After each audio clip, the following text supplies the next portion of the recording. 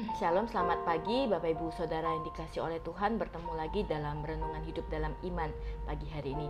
Pagi hari ini kita akan bersama membaca dan merenungkan satu kebenaran firman Tuhan yang diambil dari Matius pasal yang ke-7 ayat yang ke-24 sampai ayat yang ke-27. Matius pasal yang ke-7 ayat yang ke-24 sampai ayat yang ke-7 saya akan bacakan bagi setiap kita firman Tuhan. Dua macam dasar. Setiap orang yang mendengar perkataanku ini dan melakukannya, ia sama dengan orang yang bijaksana yang mendirikan rumahnya di atas batu. Kemudian turunlah hujan dan datanglah banjir, lalu angin melanda rumah itu, tetapi rumah itu tidak rubuh sebab didirikan di atas batu. Tetapi setiap orang yang mendengar perkataanku ini dan tidak melakukannya, ia sama dengan orang yang bodoh yang mendirikan rumahnya di atas pasir. Kemudian turunlah hujan dan datanglah banjir, lalu angin melanda rumah itu, sehingga rubuhlah rumah itu dan hebatlah kerusakannya. Bapak Ibu Saudara, tidaklah cukup untuk sekedar mendengarkan perkataan Kristus. Kita harus melakukannya juga. Tidaklah cukup kita mengaku punya hubungan dengan Kristus, kita menyebut sebagai murid-murid Kristus, kita memanggil Dia Bapa, tetapi setiap kebenaran firman yang sudah kita baca, yang sudah kita renungkan, itu juga harus kita taati di dalam kehidupan setiap kita. Maka Bapak Ibu Saudara, ketika pengajaran demi pengajaran Tuhan berikan dari pasal-pasal sebelumnya, dalam sebuah khotbah yang panjang, di akhir bagian ini Yesus menunjukkan betapa pentingnya ketaatan terhadap setiap perintah-perintah yang Tuhan berikan.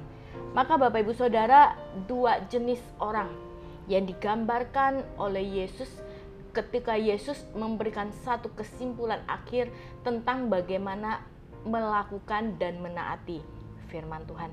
Yang pertama, kalau kita lihat di ayat yang ke-24 dan di ayat yang ke-26.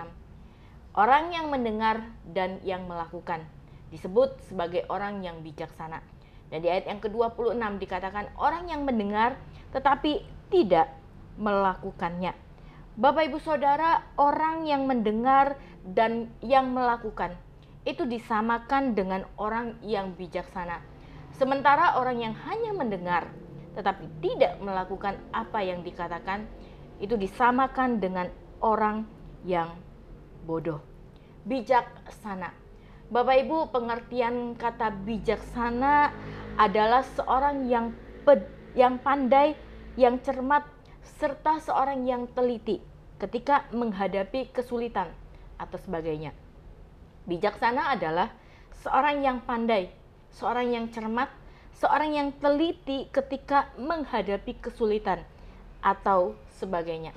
Secara sederhana Bapak Ibu Saudara, bijaksana adalah seorang yang tahu dengan jelas apa yang harus dia lakukan, khususnya ketika sesuatu terjadi.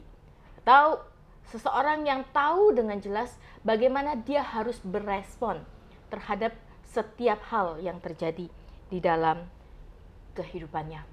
Maka ketika Tuhan Yesus memberikan satu gambaran tentang seorang yang mendengar firman Tuhan dan yang melakukan firman Tuhan, Yesus ingin memberikan satu pengajaran yang penting bahwa orang-orang yang mendengar dan orang-orang yang melakukan firman Tuhan akan menjadi seorang yang tahu dengan jelas apa yang harus dia lakukan, bagaimana dia berespon terhadap apa yang terjadi di dalam kehidupannya. Secara rohani, Bapak Ibu Saudara, pengajaran ini ingin menyiratkan bahwa orang-orang yang teguh imannya di dalam Tuhan, dia tidak akan terombang-ambing. Dia akan tetap berdiri tegap di atas dasar iman yang kokoh, iman yang kuat. Dia tidak akan hanyut di dalam gelombang kehidupan yang menyesatkan. Maka Bapak Ibu Saudara, melalui firman-Nya juga Yesus mengajar supaya kita bisa menjadi orang-orang benar, orang-orang yang berhikmat, dan menjadi orang-orang yang takut akan Tuhan. Mendengar, melaksanakan firman Tuhan dengan segenap hati dan dengan segenap jiwa. Bukan hanya mendengar dan kemudian melupakan, tetapi Yesus juga mengingatkan supaya kita menjadi orang-orang yang setelah kita mendengar, kita bisa melakukan setiap ketetapan dan perintah yang Tuhan sampaikan.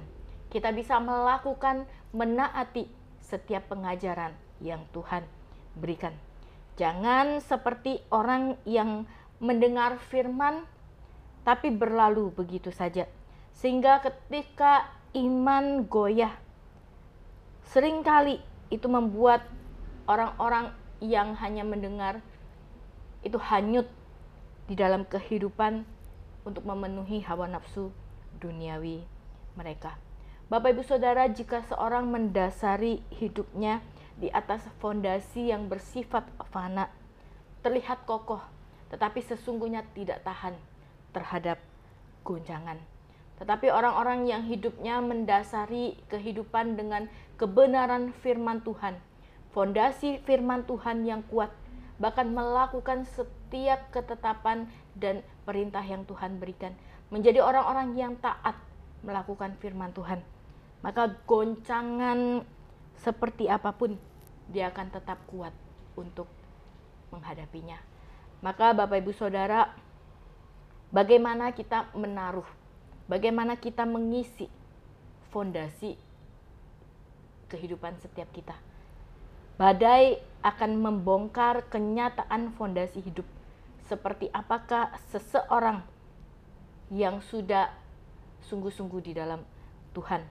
Badai akan membongkar kenyataan fondasi hidup seperti apakah yang seseorang pakai untuk membangun kehidupannya. Maka kalau setiap kita adalah orang-orang yang bangun fondasi sungguh-sungguh di dalam Tuhan, melakukan kebenaran firman Tuhan, badai sebesar apapun kita akan tetap kuat. Karena kita tahu kita punya Tuhan yang menjadi fondasi iman kita. Maka Bapak Ibu Saudara, sekali lagi biarlah setiap kita boleh memikirkan dan kembali mengevaluasi kehidupan kita. Apakah kita sudah menjadi orang-orang yang mendengar dan melakukan firman Tuhan? Apakah setiap kita sudah menjadi orang-orang yang mendengar dan menaati kebenaran firman Tuhan? Mari kita berdoa. Tuhan, tolong setiap kami, biarlah kami bukan hanya menjadi orang-orang yang mendengar lalu melupakan begitu saja kebenaran firman Tuhan, tapi biarlah ketika kami membaca, merenungkan firman-Mu, kami boleh taruh di tempat terbaik dalam hati dan kehidupan kami, dan terlebih Tuhan, kami boleh melakukannya di dalam kehidupan kami.